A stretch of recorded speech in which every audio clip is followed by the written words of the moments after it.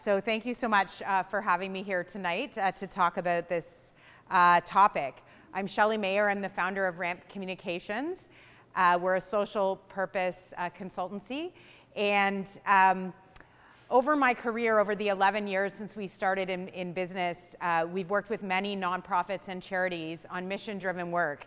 And what I learned was that charities and nonprofits are not going to do this alone. They need the support of businesses and companies to come to the table and help solve these social issues. And so I became really passionate about this. In terms of my company, Ramp, what we do is we help organizations amplify and scale social impact through strategy, branding, and communication services. I've pioneered an enlightened brands method that I'm going to talk briefly about tonight, and that provides the foundation of the work that we do with companies. So, sorry, before I leave that, I'm going to ask the group a question. How many HR people in the room feel that purpose is part of HR's function? Okay, a couple back there. Okay, so there was a survey that was done by BrandPie, very recently launched in 2022, and they asked CEOs who is responsible for purpose. And this year in 2022, 29% said chief people officers, and that is actually an almost five-fold increase from the previous year, which means that more and more CEOs are seeing this falling under chief people officers' functions.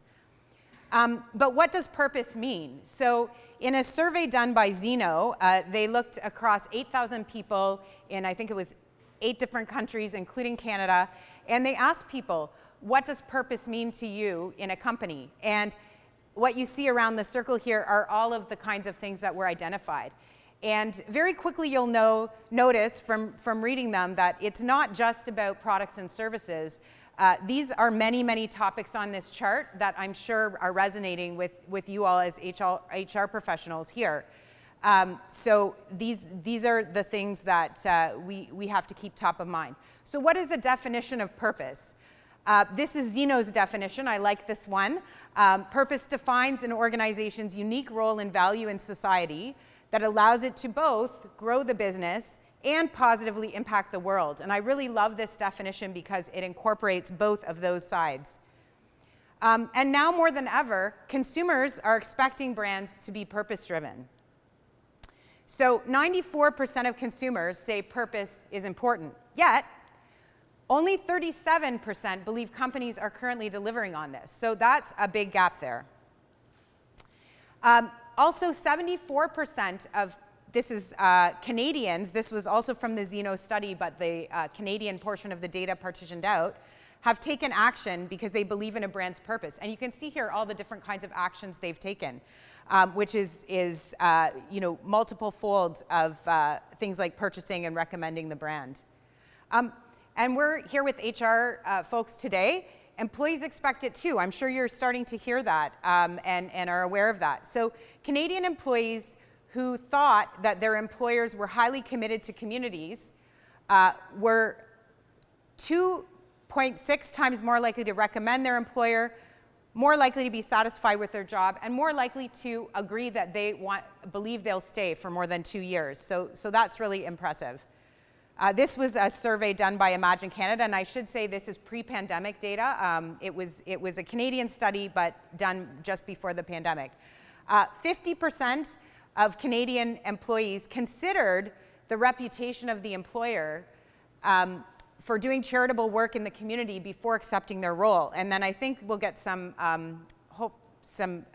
interest in this stat. 28% of people will take a pay decrease if they believe their organization is community driven. And I have some folks over there that are on the team already. So these are compelling stats that I hope everybody is taking note of. So consumers want it and employees want it, but what's the business case? This could be a probably 10-minute talk in and of itself, so I won't go through it all. But this was some research that Deloitte put together, and they cover about, I think there's about 18 different value measures there, and you'll see talent is one of the columns. So there is definitely a competitive advantage and a lot of business return that can come from this work. And these are the last of the stats, but also from that recent Brand Pi survey that looked at, talked to CEOs, the CEOs prioritizing purpose, again, we see huge growth just in 1 year. So this is from 34% to 62%. And the CEOs who have a purpose, 28%, not bad. 55% want a purpose. That's 83% in total either have a purpose or want a purpose. And there's a gap there, and there's some work to do in organizations. So how do we begin this work? What might be going on in your organizations? There's some common challenges that organizations experience. We just saw in the last slide, so the first point dovetails from the last slide. There's 55% of CEOs don't have a purpose and want one. So lack of clarity on purpose or what your impact aspiration is actually the biggest thing I see is not being clear what we're trying to achieve. We see sometimes a lot of fragmentation, little bits of activities, a bit here and a bit there that don't really add up to anything that really means something to your employees. Not talking about it, not telling people what the intention is or what the motivation or the philosophy is there, and not making enough investment. So we've put together a model, as I mentioned, the Enlightened Brands model. Again, I'm not going to take a ton of time in this 10 minutes to go into this in detail, but we can talk about that after if you have an interest. But we believe, and we've coined this term Enlightened Brands. Enlightened Brands are human-centered, industry-leading agents of growth and change. These are organizations that really infuse the idea of purpose and social good in everything they do at every level of the organization at all touch points. And we've put a model together to help organizations understand where are they today and where do they need to go. So the model covers areas like values and culture, having an integrated brand, purpose, and business strategy. It covers ensuring that the experience of the purpose that you're trying to live up to makes its way to your customers and to your employees, and that you can measure your performance and be accountable for it. So we look at 12 points across all of these areas and then help an organization shape their journey. So I'll just leave, sort of close off with the top tips I have for HR leaders. These are hopefully actionable things that you can take away and bring to your job. And this is all sort of part of the model that we share. So firstly, when you're doing strategic planning, include a discussion about purpose and impact in that room. Don't make it a separate thing, but make it part at the C-suite table with strategic planning. Values, it's been mentioned by a few other speakers, but that is obviously a huge foundation. Make an ongoing commitment to action. So this has to be money that you're investing. It has to be a long-term and sustained activity, not just a one-time thing or something that you talk about but don't take action on. Understand the issues that you want to affect and then do the work to learn about that, to engage the communities that you're serving and benefiting. And the last few on this list are really about the idea of authenticity. How do you measure and how do you create that drumbeat of activities that continues to engage the employees? And you can also get some advantages by aligning with community partners.